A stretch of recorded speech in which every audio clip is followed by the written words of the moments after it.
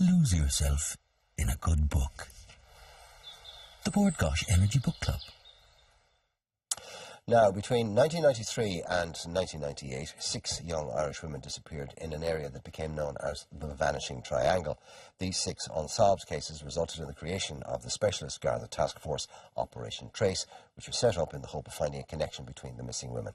Former Detective Sergeant Alan Bailey served 13 years as National Coordinator for the Specialist Garda Task Force, and he has documented his findings in a recent book, Presumed Missing. He joins us in studio now. Good morning, Alan. You're very welcome, and thank you for coming on. Am I right in thinking that this is the first book of this type about what is still an ongoing Garda operation? That would be correct, Mark. They are all ongoing operations, and so it's unique in that respect.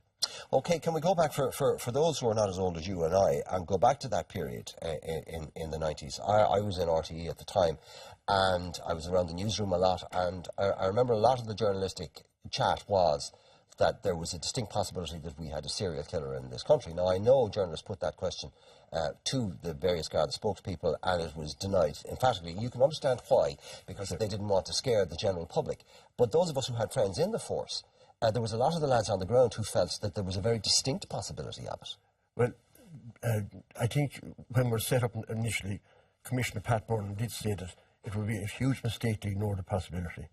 And when you joined the force, your brief was obviously to solve these. Did you start from the point of view of 6 individual cases, or did you start that there was a thread or a connection between the 6? What we started with was we took the 6 individual cases and looked at them together to see if there was a thread, if there was some linkage between them all. Okay, these are names now that have become they've gone into Irish social history. We're talking about Fiona Pender, Jojo Dollard, Annie McCarrick, Fiona Sinnott, Ciara Breen, and Deirdre Jacob. That's correct, yes. Now, in terms of your these are all still unsolved cases. That's correct, yeah. But over the course of the history of Operation Trace, you've dealt with, was it over 15? Is it? That's correct. We also brought on board a number of further cases where women had been abducted, had been missing for a number of months, and their bodies were later found in shallow graves in the Dublin Mountains. So of the 15 cases that you looked at, you've solved how many? Well, there's one that was solved immediately. That was the Phyllis Murphy murder, and that was a 20-year-old murder, and to solve it, a DNA comparison on the samples taken from the body at the time of the post-mortem. In a number of other cases, we've been satisfied that we have viable suspects who, for one reason or another, cannot be charged. A number of them are because they've been given alibis by people known to them. Well, I mean, again, I've spoken off the record with people in the force, and they have said with absolute certainty that in at least 2 of the 6 women I've mentioned, that they know exactly who the murderer is, but that they can't, that they have alibis and they just can't crack them, or the people won't give up the information. That's correct. There are people out there who know what happened, who know where the bodies are, and are sheltering these people. And very recently, they felt that they had made a breakthrough with the Fiona Sinnott case, didn't they? Fiona Pender case, that's right, where the wife or partner of a viable suspect came forward and offered information about where the body was buried. As a serving police officer, you're dealing with the worst crime in humanity, which is the taking of another human being's life. When you do all the legwork, and it is, I mean, it's not glamorous like it's portrayed on television. It is backbreaking, hard legwork, donkey work, and in a lot of cases you're rooting around in the worst parts of humanity. That's so correct, it's not good for your soul either. But when you get to the point, you do all that work, and you know with an absolute certainty who the killer is, but you just can't get that piece of corroborative evidence, or you can't get a witness to come forward and testify for you. What does that do to you as a professional and as a person? Well, you don't give up. you stay with it. Just because you can't solve it today, it doesn't mean that down the road that things are not going to change, and that loyalties change, and people who maybe will today cover someone's back will not do it in years to come, because things change. Well, would you now in the case of the 6 women that I mentioned, we're now looking at what, 20, 25 years in some cases. Would you have a sense personally that time is running out in terms of solving these cases? No, I don't think that, because if you take Fiona Pender's case, it's so many years on, and we now have somebody coming forward with what's considered very good information.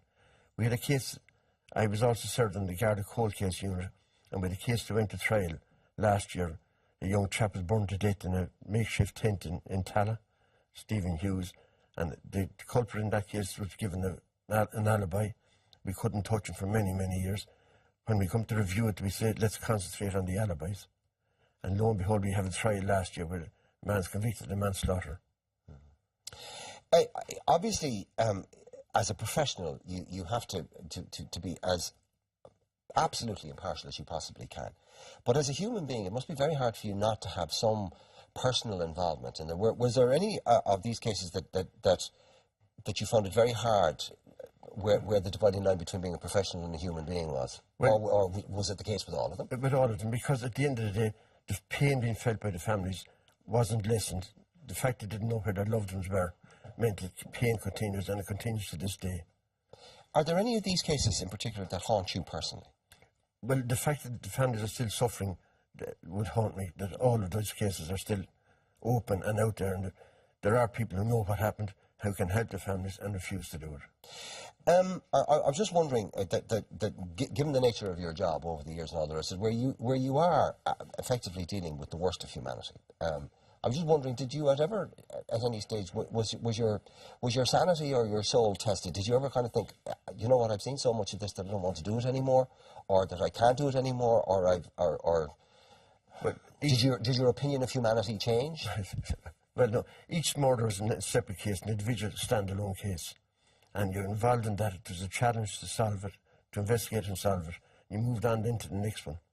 The problem with being a policeman is that the pain remains for the families, but not for... We move on. Did you ever stay in contact with any of them? Oh, yeah, I did, yes. I did. And so in actual fact, you didn't really move on? I suppose not, no. Okay, well, it's a fascinating thing, and I mean, a lot of journalists have covered these cases individually and some of them collectively, but you are the first officer who served in that operation in still ongoing cases to actually have come forward with the book. It's Missing Presumed... is the title of it. It's by Alan Bailey, and it is a proper insider's view of what happened. Interesting that now that you're retired, that what you actually do is you work with Brother Kevin in the Caption Day Centre. That's correct, yes. I think that says something about... a different challenge. A different challenge. I think it says something about the nature of the man we're talking about. It's a pleasure to meet you, sir. Thank you very much. Now, this month's book club choice is Wild, written by Cheryl Strayed, and if you'd like to enter, what you do is you buy a copy of the book and you send us a review by Friday, January 23rd. You can email them to irelandm@tv3.ie, and you can also post your entry to Board Gosh Energy Book Club, TV3 Westgate Business Park, Ballymount, Dublin 24. Lose yourself in a good book. The Board Gosh Energy Book Club.